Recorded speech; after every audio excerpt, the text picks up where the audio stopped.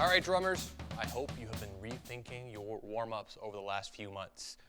Over the last few videos, we've been talking about a few different isometric contraction procedures to help you prepare yourself behind the drum set. Today, we're going to talk about practical application on the drum set or practice pads to help work on mobility, potentiation, strength, and just overall make you feel more comfortable behind the drum set. So you guys know I'm a sucker for repetition, so everything that we're about to do on the drum set behind us relates back to these original 5 rules.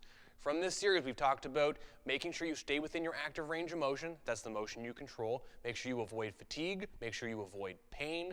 And if you can feel those muscles, feel them more.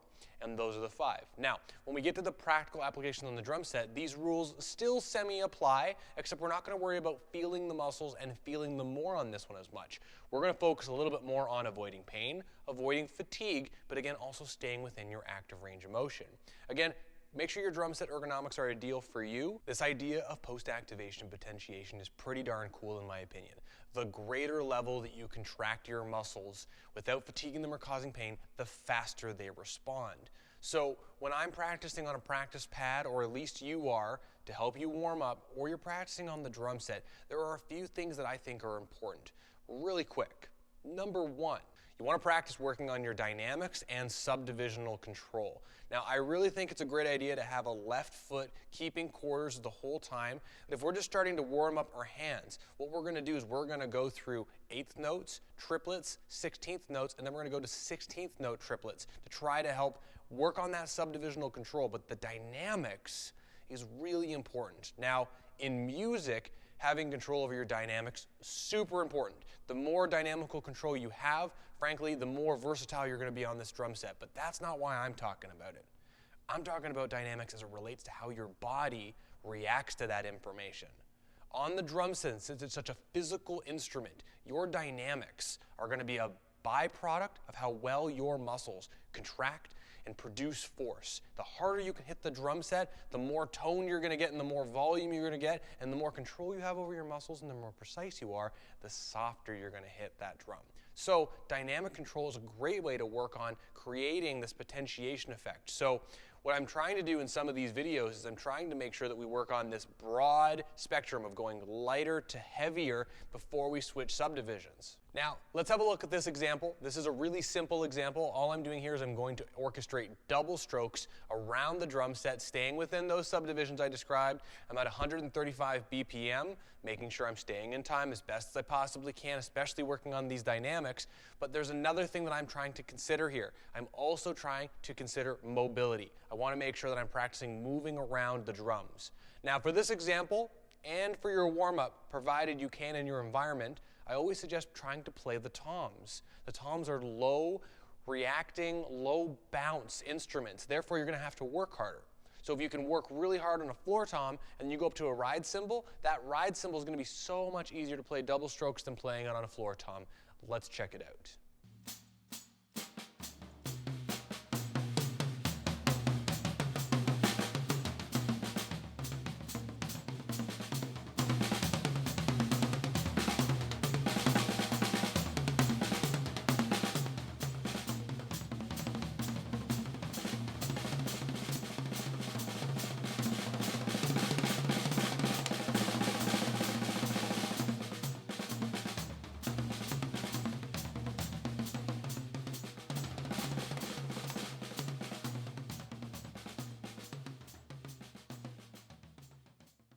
Through this potentiation series, I've been talking a lot about muscles, and I've been talking about them in controlled, isolated positions doing these isometrics. Now, we're going to start talking about this as it relates to mobility, because when we look at all these different pieces of the body, no one joint operates alone. There's this thing called arthrokinematic interdependency.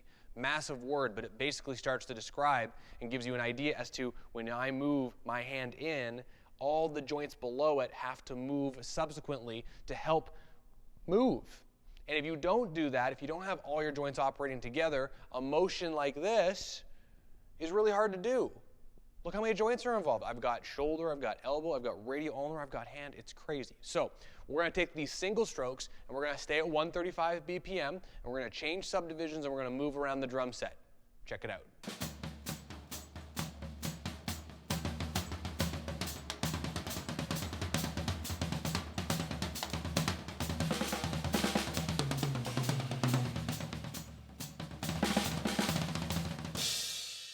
Now, one thing that I do like to do is I try to get the kick drum involved, doing singles or double strokes, depending on what you're working on. For this example, I've just chosen single strokes, and I've chosen a simple linear pattern that is pretty challenging to do when you do it over a left foot quarter, but I've just gone right, left, kick, so just a group of 3. But as we work through the subdivisions, we have 2 things that happen with this potentiation and this warm-up idea. One, we make sure that we're warmed up and prepared and feeling pretty comfortable putting the hands and the kick drum in all the different placements, especially in the grids of 8th note and 16th notes, because it's going to move around a little bit if we're doing it in this linear, consistent form that I'm about to show. It also really lets you work on your independence.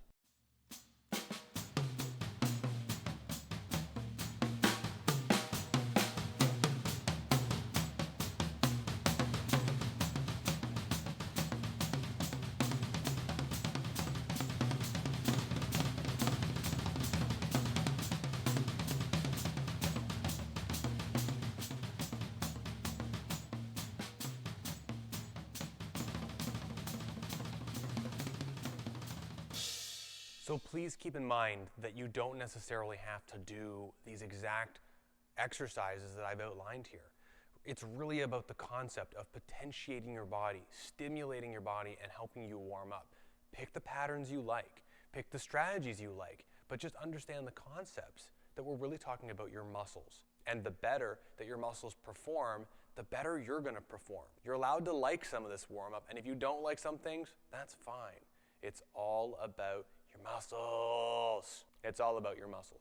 All right, drummers, this is Brandon Green from Drum Mechanics and Strata Internal Performance. Thank you so much for watching. I hope you enjoyed the series. If you have any questions, please feel free to email me or Modern Drummer, and we'll answer those for you. We got some cool stuff coming your way. Stay healthy, drummers. I'll see you soon.